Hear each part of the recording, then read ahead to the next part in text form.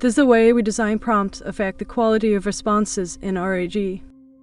Answer: yes. Prompt engineering plays a crucial role in RAG reinforced adversarial generation. The way you design a prompt can significantly impact the relevance and clarity of the output. By providing specific system prompt templates, you can guide the language model to generate high-quality responses.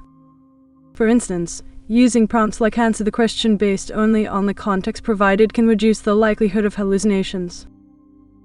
Additionally, techniques like few-shot prompting and chain-of-thought prompting can help the model understand the type of response you're looking for and provide a more accurate answer.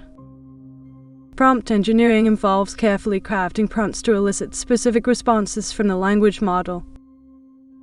This can include providing examples, specifying the type of response desired, and breaking down complex questions into smaller, more manageable parts. By doing so, you can improve the overall quality of the responses generated by the model.